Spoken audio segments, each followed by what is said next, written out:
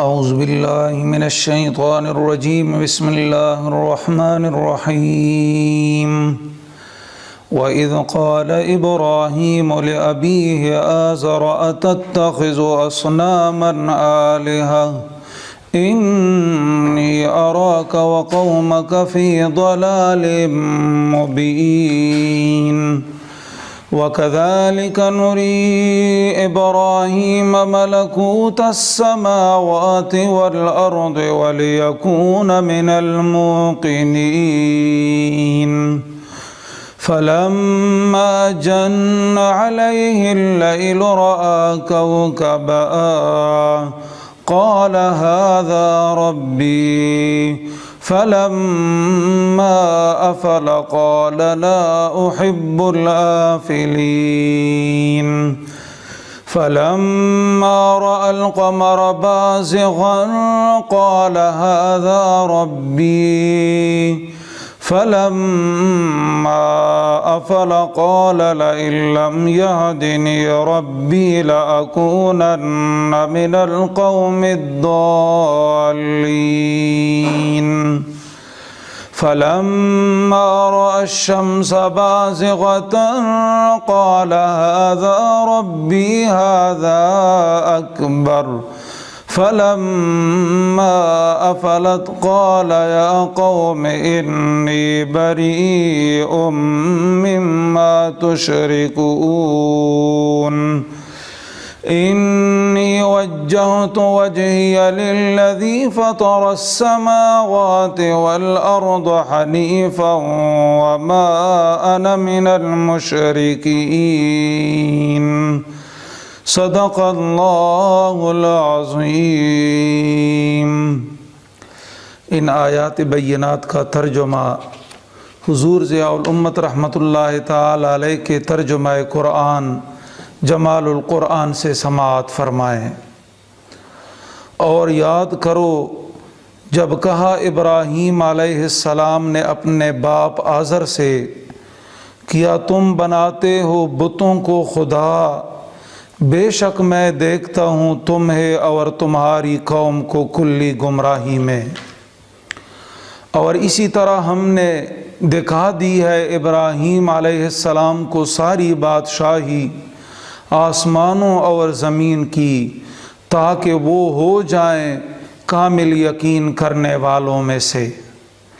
پھر جب چھا گئی ان پر رات تو دیکھا انہوں نے ایک ستارہ، بولے کیا یہ میرا رب ہے؟ پھر جب وہ ڈوب گیا تو بولے میں نہیں پسند کرتا ڈوب جانے والوں کو۔ پھر جب دیکھا چاند کو چمکتے ہوئے تو کہا کیا یہ میرا رب ہے؟ پھر جب وہ بھی غروب ہو گیا تو آپ نے کہا اگر نہ ہدایت دیتا مجھے میرا رب تو ضرور ہو جاتا میں بھی اس گمراہ قوم سے۔ پھر جب دیکھا سورج کو جگمگاتے ہوئے تو بولے کیا یہ میرا رب ہے؟ یہ تو ان سب سے بڑا ہے۔ لیکن جب وہ بھی ڈوب گیا تو آپ نے فرمایا اے میری قوم میں بیزار ہوں ان چیزوں سے جنہیں تم شریک ٹھہراتے ہو۔ بے شک میں نے پھیر لیا ہے اپنا رخ اس ذات کی طرف جس نے پیدا فرمایا آسمانوں اور زمین کو یکسو ہو کر، اور نہیں ہوں میں مشرکوں میں سے۔ اللہ کریم ہمیں قرآن پاک کی تلاوت کرنے، قرآن کے اسرار و رموز کو سمجھنے اور ان پر عمل کرنے کی توفیق عطا فرمائے۔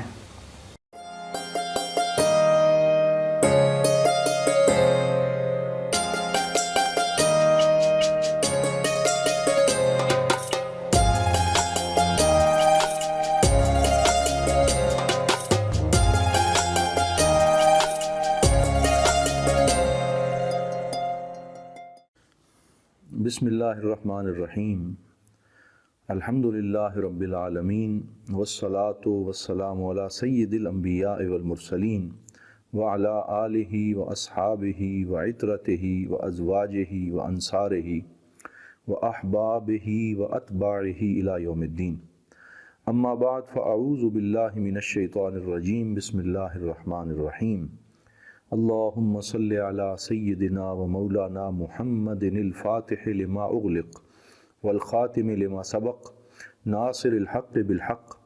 والہادی الی صراطک المستقیم وعلی آلہ حق قدرہ ومقدارہ العظیم۔ معزز سامعین و ناظرین، اللہ رب العزت کے فضل و کرم اور حضور نبی رحمت صلی اللہ علیہ وآلہ وسلم کی نگاہ فیض کے تصدق سے ایک مرتبہ پھر Al-Karam study circle on line کی اس خوبصورت سلسلے میں درس حدیث پاک کے ساتھ حاضر خدمت ہوں۔ الحمدللہ یہ آج مسلسل ہمارا 14واں پروگرام ہے جو بڑی کامیابی کے ساتھ آگے بڑھ رہا ہے، اور ہم ہر روز حاضر ہو کر آپ کی خدمت میں حضور نبی رحمت صلی اللہ علیہ وآلہ وسلم کی کچھ احادیث پیش کرتے ہیں۔ رمضان المبارک کی نور بدامہ ساعتیں ہیں، اور ان ساعتوں میں اللہ اور اس کے رسول صلی اللہ علیہ وآلہ وسلم کا ذکر کرنا اور ان کا ذکر سننا یہ سرمایہ نجات ہے۔ اللہ رب العزت ہمیں اس کی برکت نصیب فرمائے۔ آج میں آپ احباب کی خدمت میں حدیث پاک کی ایک مشہور کتاب کا تعارف عرض کرنے کے بعد اس کتاب میں سے 2 احادیث پاک پیش کروں گا۔ میرے سامنے حضور نبی رحمت صلی اللہ علیہ وسلم کی احادیث پہ مشتمل جو کتاب موجود ہے اس کا نام ہے اللؤلؤ والمرجان فی متفق علیہ الشیخان۔ یہ وہ جلیل القدر کتاب ہے جس کو ابھی گزشتہ صدی کے اندر ہی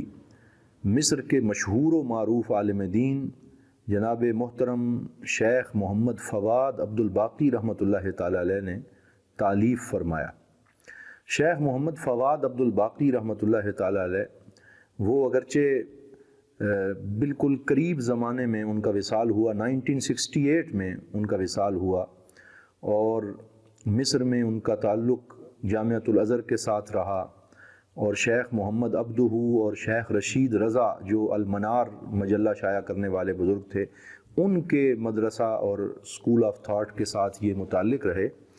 اور انہوں نے 3-4 کام اپنی زندگی میں ایسے کیے ہیں جن کی وجہ سے تاریخ اسلام میں ان کا نام امر ہو گیا ہے اور ہمیشہ یاد رکھا جائے گا، سنہری حروف سے لکھا جائے گا۔ سب سے پہلا کام جو انہوں نے کیا اور دنیا کی توجہ کا مرکز بن گیا وہ المعجم المفہرس لالفاظ الحدیث النبوی کے نام سے ہے۔ یعنی ایک تو ان کی مشہور کتاب ہے المعجم المفہرس لآیات القرآن الکریم، جس میں قرآن کریم کے الفاظ اور آیات کو انہوں نے ایک انسائکلوپیڈیا اور ایک معجم کی شکل میں جمع کر دیا ہے۔ اور اگر آپ مثلا ایمان کا لفظ جو ہے وہ دیکھنا چاہتے ہیں کہ قرآن کی کتنی آیات میں اس کے مشتقات آئے ہیں اور ایمان سے مشتق ہونے والے الفاظ آمنا، آمنو، ایمان وغیرہ وغیرہ جہاں جہاں آئے ہیں وہ آپ ایک جگہ پہ جمع دیکھنا چاہتے ہیں تو وہ آپ کو ان کی کتاب المعجم المفہرس لآیات القرآن الکریم میں مل جائے گی۔ اور دوسری جو انہوں نے بہت بڑی خدمت سر انجام دی وہ المعجم المفہرس لالفاظ الحدیث النبوی الشریف۔ تو المعجم المفہرس لالفاظ الحدیث النبوی الشریف در حقیقت یہ کام لندن کے مستشرق اور اورینٹلسٹ I.E. فنسک نے کیا، اور انہوں نے حضور صلی اللہ علیہ وسلم کی احادیث جو صحاح ستہ کی ہیں اور اس کے ساتھ ساتھ مسند امام احمد بن حنبل اور معجم الطبرانی اور مسند دارمی، ان تمام کتابوں کے اندر جو احادیث آئی ہیں ان کو انہوں نے ایک الفابیٹیکلی ترتیب سے جمع کر دیا کہ آپ کسی ایک لفظ کو اگر استعمال کر کے حدیث ڈھونڈنا چاہیں تو ڈھونڈ سکتے ہیں۔ لیکن یہ کیونکہ انہوں نے انگلش زبان میں سارا کام کیا تھا تو ڈاکٹر فواد عبد الباقی نے اس پورے کے پورے کام کو انگلش سے پھر عربی میں منتقل کیا، اور اس کے اندر جو اغلاط اور غلطیاں تھیں ان کو دور کرنے کے بعد اس کو شائع کیا۔ تو یہ بھی ایک بہت بڑا ذخیرہ ہے جو حدیث پاک سے محبت رکھنے والے لوگ ہیں ان کے لیے، کہ اگر ان کے گھر میں یہ کتاب موجود ہو تو پھر کوئی بھی حدیث اگر وہ تلاش کرنا چاہیں تو وہ اس کتاب کے ذریعے اس حدیث تک پہنچ سکتے ہیں اور یہ دیکھ سکتے ہیں کہ یہ حدیث فلاں فلاں فلاں جس کتاب کے اندر آئی ہے اس کا باب کیا ہے، اس کا صفحہ نمبر کیا ہے اور حدیث نمبر کیا ہے وہ۔ اور یہ جو کتاب اب میرے ہاتھ میں ہے اللؤلؤ والمرجان فی متفق علیہ الشیخان، یہ کتاب در حقیقت شیخ محمد فواد عبد الباقی کی انتہائی خوبصورت کتاب ہے، جس میں انہوں نے وہ تمام احادیث ابواب کی ترتیب سے جمع کر دی ہیں جن احادیث پاک میں صحیح بخاری اور صحیح مسلم دونوں کے ائمہ متفق ہیں، اور دونوں نے جس حدیث کو اپنی اپنی کتاب میں ذکر کیا ہے جسے ہم متفق علیہ کہتے ہیں، ایگریڈ اپان کہتے ہیں، تو انہوں نے وہ ساری احادیث لیں اور ان کو بڑی خوبصورت ترتیب کے ساتھ 2 جلدوں پہ مشتمل اس کتاب میں جمع کر دیا، کیونکہ تمام محدثین اس بات پہ متفق ہیں کہ وہ حدیث پاک جس کو امام بخاری بھی روایت کریں اور امام مسلم بھی روایت کریں تو وہ اپنے درجہ کے اعتبار سے سب سے افضل اور اعلیٰ درجے کی حدیث ہے، جس کی صحت میں کسی قسم کا کوئی شک نہیں ہوتا۔ تو گویا انہوں نے یہ کام کر کے شیخ محمد فواد عبد الباقی نے جو صحیح ترین حضور صلی اللہ علیہ وسلم کی احادیث تھیں ان کو اس کتاب کے گلدستے میں جمع کر دیا۔ اب آئیے اس کتاب کی پہلی جلد میں سے حدیث نمبر 18 میں آپ کی خدمت میں پیش کر رہا ہوں، اور یہ حضرت معاذ ابن جبل رضی اللہ تعالی عنہ جو جلیل القدر صحابی رسول ہیں ان کی یہ روایت کردہ حدیث ہے۔ فرماتے ہیں بینما انا ردیف النبی صلی اللہ علیہ وآلہ وسلم، کہ ایک دن حضور صلی اللہ علیہ وسلم نے کرم نوازی فرمائی اور مجھے سرکار نے اپنی سواری پر اپنے پیچھے سوار کر لیا، اور میں سرکار دو عالم صلی اللہ علیہ وسلم کے ساتھ سوار تھا ایک ہی سواری پر۔ لیس بینی و بینہ الا آخرۃ الرحل،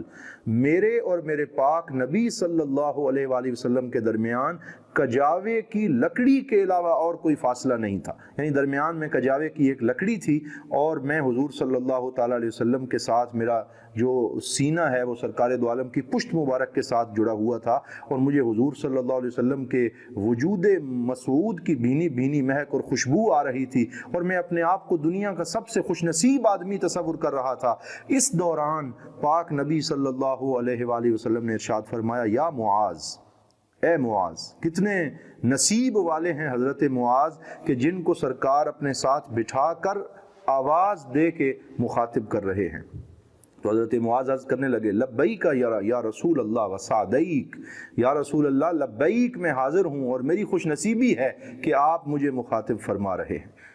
ثم سار ساعتن، ایک دفعہ مخاطب کرنے کے بعد تھوڑی دیر کے لیے سرکار خاموش ہو گئے اور سواری چلتی رہی، پھر فرمایا یا معاذ، میں نے پھر عرض کی لبیک یا رسول اللہ وسعدیک، پھر تھوڑی دیر خاموشی اختیار فرمائی، پھر تیسری دفعہ پکارا یا معاذ، میں نے عرض کیا لبیک رسول اللہ وسعدیک۔ تو اس وقت سرکار دو عالم صلی اللہ علیہ وسلم نے ارشاد فرمایا هل تدری ما حق اللہ علی عبادہ، کیا تو جانتا ہے کہ اللہ رب العزت کا اپنے بندوں کے اوپر کیا حق ہے، یعنی بندوں کے ذمے اللہ رب العزت کے کون کون سے حقوق ہیں جو بندوں کے لیے ضروری ہیں کہ وہ حق اللہ کے ادا کریں، وہ کون سے حق ہیں؟ تو میں نے عرض کیا اللہ و رسولہ عالم، کہ اللہ بہتر جانتا ہے اور اللہ کا رسول صلی اللہ علیہ وسلم بہتر جانتا ہے۔ تو آپ صلی اللہ علیہ وسلم نے خود جواب ارشاد فرمایا حق اللہ علی عبادہ ان یعبدوہ ولا یشرکوا بہ شیئا، کہ اللہ رب العزت کا حق بندوں کے ذمے یہ ہے کہ بندے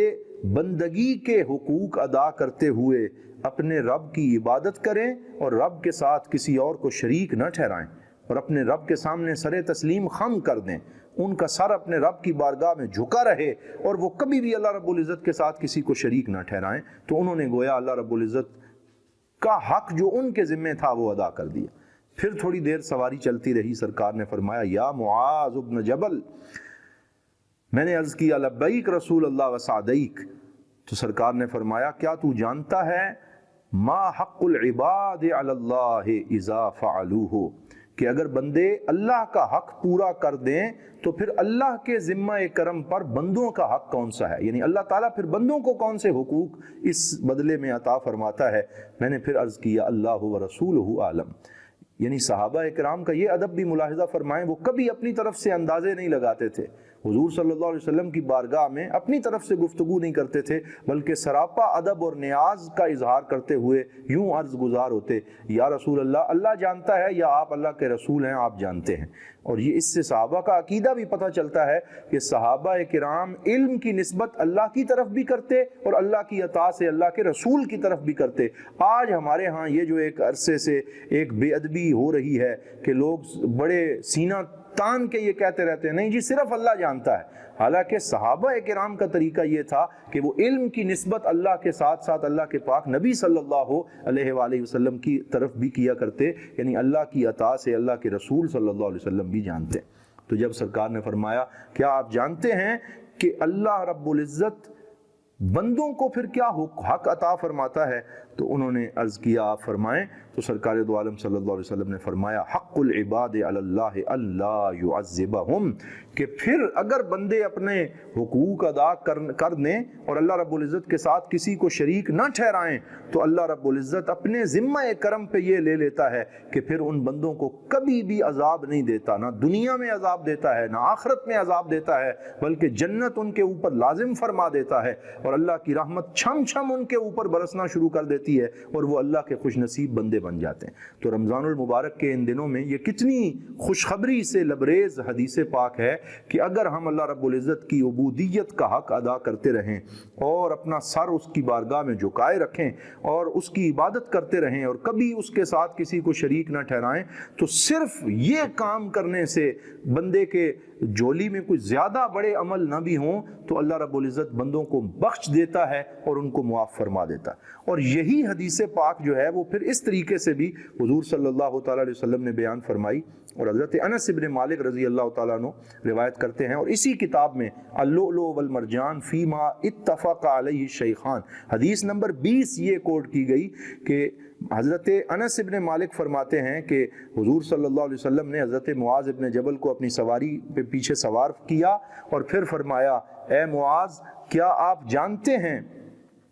کہ ما من احد یشہد اللہ الہ الا اللہ وان محمدا رسول اللہ صدقا من قلبہ الا حرمہ اللہ علی النار، کہ میرا وہ غلام اور میرا وہ امتی اور اللہ کا وہ بندہ جو اس بات کی اپنے دل سے شہادت دے کہ اللہ کے علاوہ اور کوئی عبادت کے لائق نہیں، کوئی اور معبود اور مقصود نہیں، اور اللہ کے نبی حضرت محمد صلی اللہ علیہ وسلم اللہ کے سچے رسول ہیں، صدقا من قلبہ،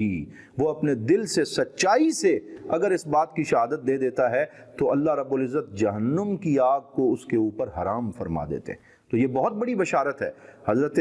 معاذ فرماتے ہیں یا رسول اللہ افلا اخبر به الناس فیستبشروا، یا رسول اللہ آج آپ نے جو کرم فرمایا، مجھے اپنے ساتھ سواری پہ سوار بھی کیا اور اتنی بڑی خوشخبری بھی عطا فرمائی کہ جو اللہ کا بندہ اللہ رب العزت کی عبودیت اور اللہ کی توحید کی دل سے گواہی دیتا ہے اور حضور کی رسالت کی دل سے گواہی دیتا ہے، اللہ تعالیٰ جہنم کی آگ اس پہ حرام کر دیتا ہے اور جنت کی بشارت اسے مل جاتی ہے۔ اگر آپ اجازت فرمائیں تو یہ بات میں سارے صحابہ کو سنا نہ دوں، یہ بشارت جو ہے وہ سب کو عطا نہ کر دوں تو تاکہ سارے خوش ہو جائیں اور ان کے دل مطمئن ہو جائیں۔ تو حضور صلی اللہ علیہ وسلم نے فرمایا اذن یتکلوا، اے معاذ اگر جا کے تو نے انہیں یہ بات ابھی بتا دی تو وہ اس بات پہ توکل کر کے بیٹھ جائیں گے، وہ عمل چھوڑ دیں گے، وہ سمجھیں گے اب اللہ تعالیٰ نے ہمیں بخش دیا ہے۔ تو اس بات سے بھی منع فرمایا کہ خوشخبریاں اپنی جگہ موجود ہیں، بشارتیں موجود ہیں، لیکن ان بشارتوں کی وجہ سے کہیں عمل نہ چھوڑ دینا،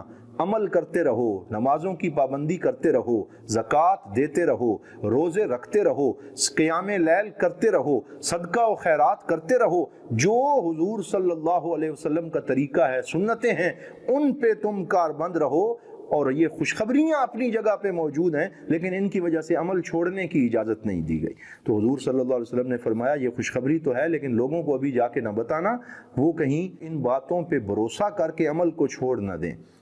تو حضرت معاذ ابن جبل فرماتے ہیں کہ میں نے حضور صلی اللہ تعالیٰ علیہ وسلم کے وصال تک یہ بات کسی کو نہ بتائی، لیکن جب سرکار کا وصال ہو گیا اور حیات ظاہری کے بعد سرکار دو عالم پردہ فرما گئے تو تعصماً کہیں مجھے گناہ نہ ہو جائے کہ میں نے کتمان علم کیا ہے اور علم کو چھپا لیا ہے، کہیں پکڑ میں نہ آ جاؤں، تو اس لیے پھر میں نے یہ حدیث پاک بیان کر دی۔ اور اس میں بہت بڑی بشارت بھی موجود ہے، لیکن اس کے ساتھ ساتھ ہمارے لیے یہ سبق بھی ہے کہ اللہ رب العزت ہمیں حضور نبی رحمت صلی اللہ تعالیٰ علیہ وسلم کی سنتوں پر اور عبادات پر کاربند رہنے کی توفیق عطا فرمائے۔ تو یہ دو احادیث پاک آج ہم نے آپ کی خدمت میں پیش کی ہیں، اور اس کے ساتھ ساتھ کتاب اللؤلؤ والمرجان فیما اتفق علیہ الشیخان، جو شیخ محمد فواد عبد الباقی کی خوبصورت تصنیف اور تالیف ہے، اس کا تعارف بھی آپ کی خدمت میں پیش کیا۔ امید ہے کہ اس سے ہمیں علمی فائدہ ہوگا اور ہم اپنے علم میں اضافہ کرتے ہوئے حضور صلی اللہ علیہ وسلم کی ان احادیث سے تمسک، تعلق جو ہے وہ پیدا کرتے ہوئے ان پہ عمل کریں گے۔ وآخر دعوانا ان الحمد للہ رب العالمین۔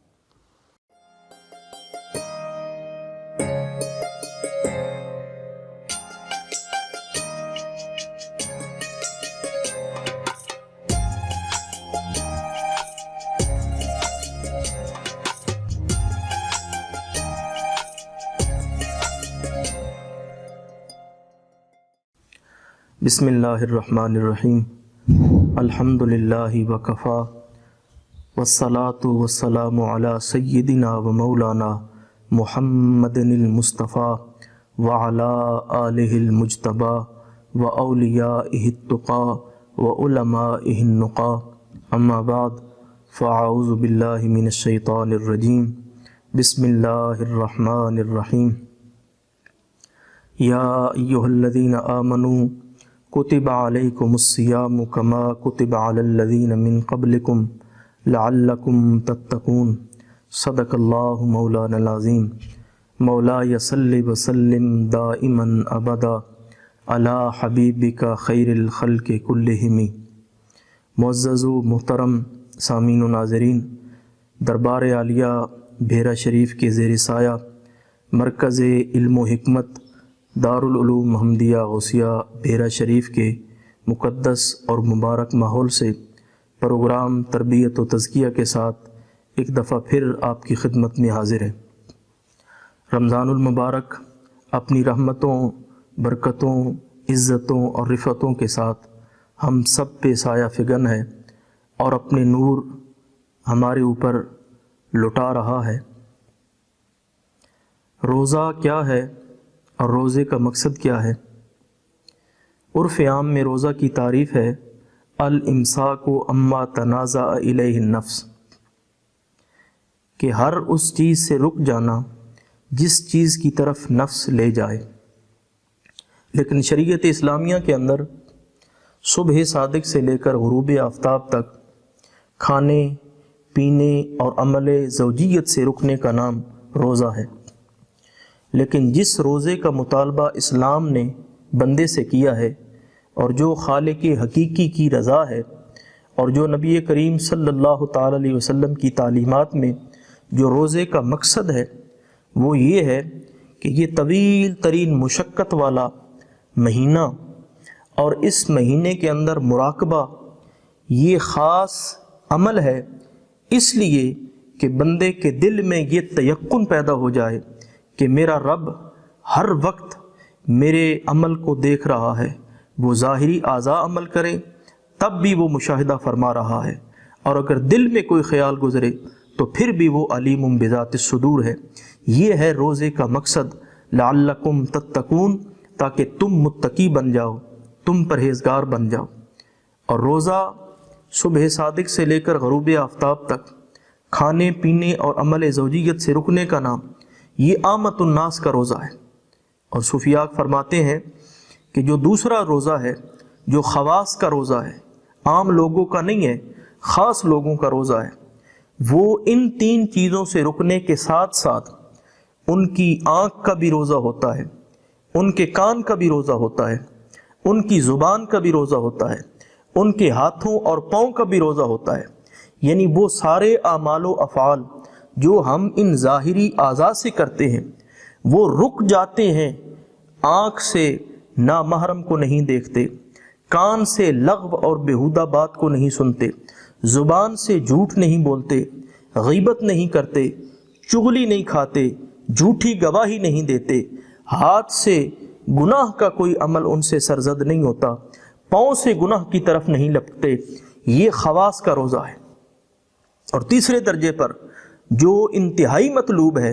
اور جو روزے کی انتہائی اور غایت مقصد ہے، وہ ہے اخص الخواص کا روزہ۔ وہ کیا ہے؟ وہ یہ ہے کہ یہ تین اعمال یہ بھی نہ کرے اور اس کے علاوہ جو ظاہری اعضاء ہیں ان کا بھی روزہ ہو، اس کے ساتھ ساتھ دل کا بھی اور دماغ کا بھی روزہ ہو، یعنی غیر اللہ کا خیال تک دل میں نہ جائے۔ یہ بندہ مومن جب اس روزے سے گزرتا ہے تو اللہ کریم بندہ پروری اور شان بندہ نوازی کی انتہا کرتے ہوئے فرماتا ہے کہ وہ بندہ جو میرے لیے روزہ رکھتا ہے اور اس کیفیت میں روزہ رکھتا ہے کہ اس کے ظاہر کا بھی روزہ ہے، اس کے باطن کا بھی روزہ ہے، اور وہ سارے جسم کے اعضاء جو اس کے اختیار میں ہیں اس نے سارے اپنے اختیار والے اعضاء کو اپنے رب کی مرضی کے اوپر چھوڑ دیا ہے، تو میرا رب فرماتا ہے لحلوف فم الصائم اطیب عند اللہ من ریح المسک، فرمایا کہ وہ بندہ جو اس طرح روزہ رکھتا ہے اس روزہ دار کے منہ کی بدبو خلاق عالم کی بارگاہ میں کستوری کی خوشبو سے زیادہ معطر و معمر ہے۔ اور میرا رب فرماتا ہے انما یذر طعامہ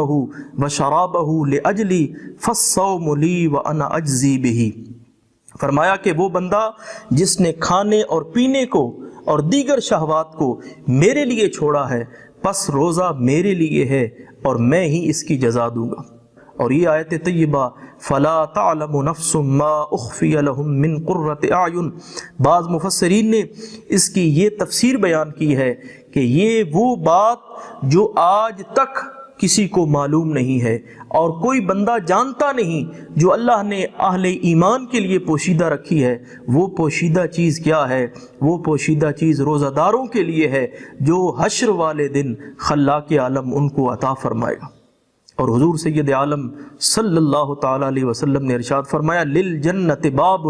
یقال له ریان، جنت میں ایک خاص دروازہ ہے جس دروازے کا نام ہی باب الریان ہے، لا يدخلہ الا الصائمون، جس دروازے سے صرف اور صرف روزہ دار گزریں گے۔ اور وہ روزہ دار جو روزہ رکھنے کے باوجود غیبت سے باز نہیں آتے، جھوٹ سے نہیں رکتے، غیبت کرتے ہیں، چغلی کھاتے ہیں، تو حضور سید عالم صلی اللہ تعالیٰ علیہ وسلم نے ان کے بارے میں فرمایا من لم يدع قول الزور والعمل به فليس لله حاجة في ان يدع طعامه وشرابه او كما قال النبي صلی اللہ علیہ وسلم، حضور نے فرمایا جو روزہ رکھنے کے باوجود جھوٹ بولتے ہیں اور وہ گناہ کرتے ہیں جو اعضائے ظاہری سے ہوتے ہیں، تو پھر اللہ کریم کو کوئی ضرورت نہیں ہے کہ ان کے کھانے اور پینے کے چھوڑنے کو اللہ کریم قبول فرمائے۔ تو اسی طرح سرکار دو جہاں صلی اللہ علیہ وسلم نے ایک اور حدیث پاک میں ارشاد فرمایا کم من صائم لا يحصله الا الجوع والعطش او كما قال النبی صلی اللہ علیہ وسلم، فرمایا کتنے ہی روزہ دار ایسے ہیں جن کو سوائے کھانے اور پینے کی مشقت کے اور کچھ حاصل نہیں ہوتا۔ تو یہ جو طویل مجاہدہ ہے، مشقت ہے، محنت ہے اور یہ مراقبہ ہے، اس کا مقصد کیا ہے؟ یہ صرف تم پہ ہی نہیں فرض کیے گئے بلکہ تم سے پہلے لوگوں پر اور تم سے پہلے گزر جانے والی امتوں کے اوپر فرض ہے۔ اور اس کا فلسفہ کیا ہے؟ مقصد کیا ہے؟ لعلکم تتقون، تاکہ تم متقی بن جاؤ، تم پرہیزگار بن جاؤ۔ جس طرح روزے کی حالت میں تمہارے ایمان کی کیفیت ہوتی ہے اور اللہ رب العزت کی ذات کے اوپر تمہارا توکل اور تیقن ہوتا ہے، اسی طرح باقی دنوں میں اور باقی ایام میں بھی وہی ایمان کی کیفیت ہونی چاہیے جو روزے کی حالت میں ہوتی ہے۔ تو اس لیے جس طرح کہ بندہ روزے میں بھوکا ہوتا ہے، پیاسا ہوتا ہے، تنہائی میں اس کے سامنے کھانا رکھا ہوا ہو، پانی رکھا ہوا ہو، وہ ہاتھ لگانا تو درکنار، ان چیزوں کو دیکھنا بھی گوارا نہیں کرتا، میرا رب فرماتا ہے اسی طرح اللہ کریم بندے سے مطالبہ کرتا ہے کہ بندے کا یہ یقین اور ایمان اس درجے پہ پہنچ جائے کہ اسے یقین ہو کہ میرا رب علیم بذات الصدور ہے، میرا رب سمیع و بصیر ہے، میرا رب علی کل شیء قدیر ہے۔ اس طرح جب بندہ روزہ رکھتا ہے تو حضور سید عالم صلی اللہ تعالیٰ علیہ وسلم نے اس روزہ دار کے بارے میں ارشاد فرمایا من صام ایمانا و احتساما غفر له ما تقدم من ذنبه، حضور سید عالم صلی اللہ تعالیٰ علیہ وسلم نے ارشاد فرمایا کہ جو اس حالت میں روزہ رکھتا ہے، ایمان والا بھی ہو اور اپنے نفس کا محاسبہ کرنے والا بھی ہو، اللہ کریم اس کے سارے گناہوں کو معاف فرما دے۔ اللہ کریم کی بارگاہ میں عاجزانہ دعا ہے کہ خلاق عالم ہمیں بھی ایسا روزہ رکھنے کی توفیق عطا فرمائے۔ وآخر دعوانا ان الحمد للہ رب العالمین۔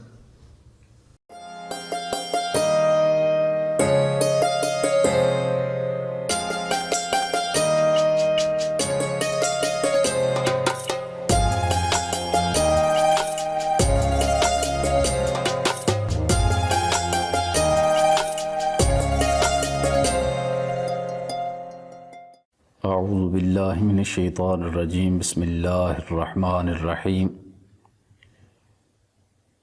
ناظرین اکرام، السلام علیکم ورحمۃ اللہ وبرکاتہ۔ پروگرام ضیاء شریعت میں ایک دفعہ پھر چند فقہی مسائل کو لے کر آپ کی خدمت میں حاضر ہوں۔ آج کا پہلا سوال ہے کہ رمضان کے اوقات میں دن کے وقت لوڈو یا تاش وغیرہ کھیلنے کی شرعی حیثیت کیا ہے؟ تو یاد رکھیں کہ اسلام کسی بھی ایسے کام کی یا ایسے کھیل کی حوصلہ افزائی کرتا ہے جس میں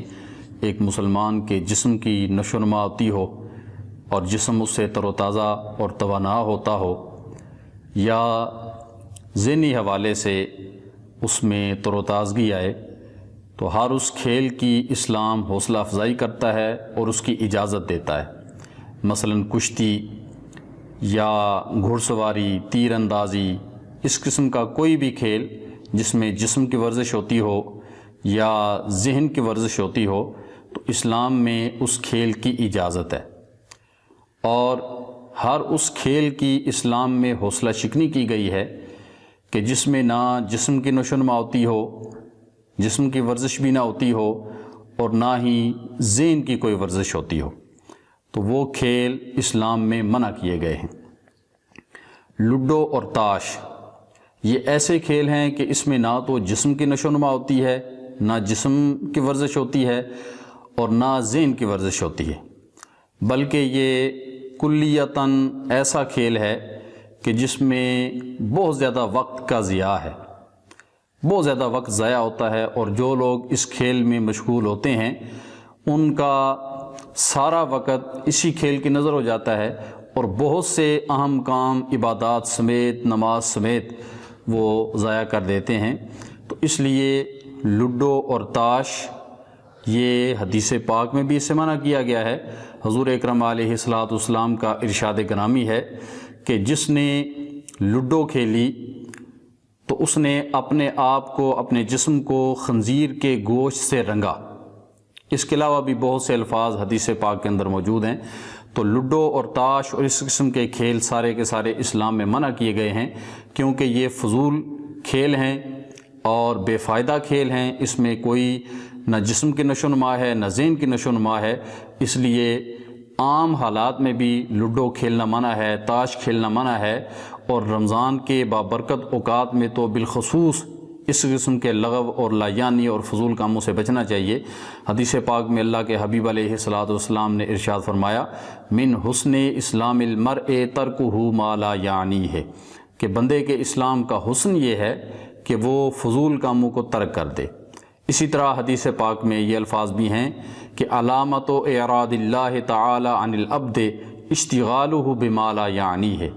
کہ بندے سے اللہ رب العالمین کی نظر عنایت کے پھر جانے کی علامت یہ ہے کہ بندہ فضول کاموں میں مشغول ہو جائے۔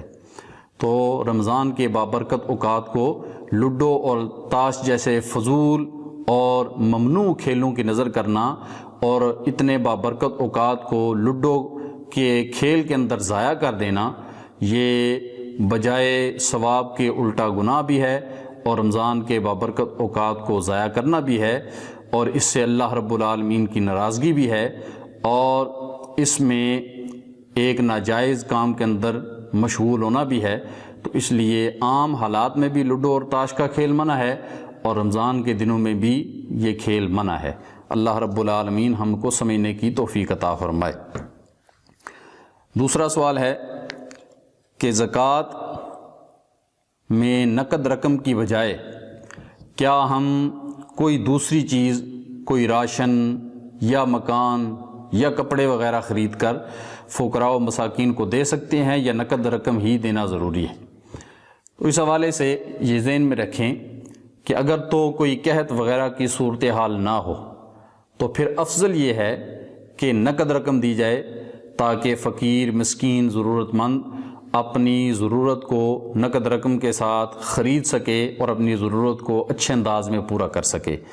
کیونکہ بعض اوقات ایسا بھی ہوتا ہے کہ ہم راشن لے کر اسے دیتے ہیں، جائز تو ہے، نقد رقم کی بجائے اگر ہم راشن خرید کر دے دیتے ہیں یا اتنے ہی پیسوں کے کپڑے خرید کر کسی فقیر مسکین حاجت مند کو دے دیتے ہیں یا مکان وغیرہ خرید کر اس کو دے دیتے ہیں تو اس سے بھی زکوٰۃ ادا ہو جاتی ہے۔ لیکن اگر عام حالات ہوں اور قحط وغیرہ کی صورتحال نہ ہو اور ہم نقد رقم کی بجائے راشن خرید کر فقیر کو دیں، زکوٰۃ تو ادا ہو جائے گی، لیکن ہو سکتا ہے راشن اس کے گھر میں پہلے سے موجود ہو اور اسے بجلی یا گیس وغیرہ کی بل کی ادائیگی کے لیے نقد رقم کی ضرورت ہو، تو اس طرح اس کی ضرورت پوری نہیں ہوگی۔ زکوٰۃ تو ادا ہو گئی لیکن اس کی ضرورت پوری نہ ہو سکی،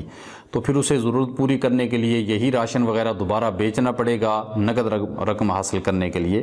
تو عام حالات میں افضل یہ ہے کہ نقد رقم ہی فقیر مسکین کو دی جائے تاکہ جہاں اسے ضرورت ہے اس کو خرچ کر سکے۔ لیکن فتویٰ یہ ہے کہ نقد رقم کی بجائے اگر ہم راشن خرید کر جتنی زکوٰۃ کی رقم بنتی ہے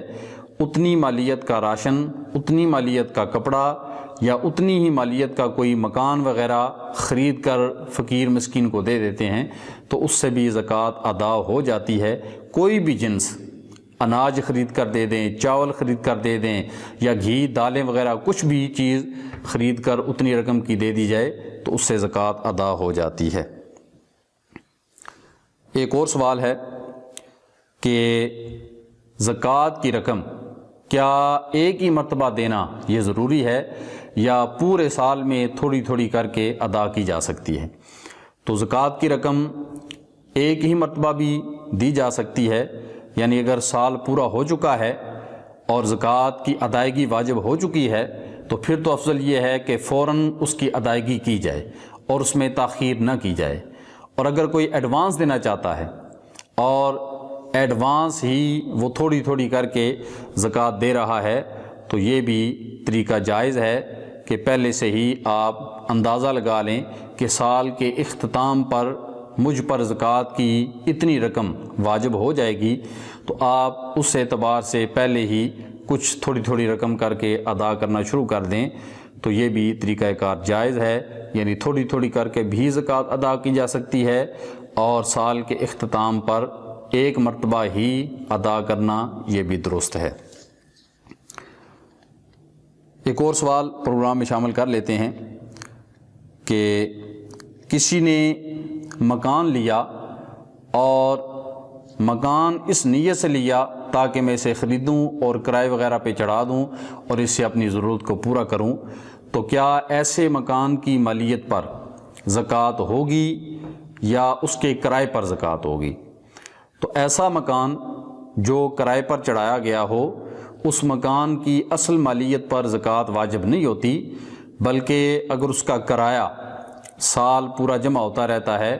اور دوسرے سامان اور رقم کے ساتھ ملا کے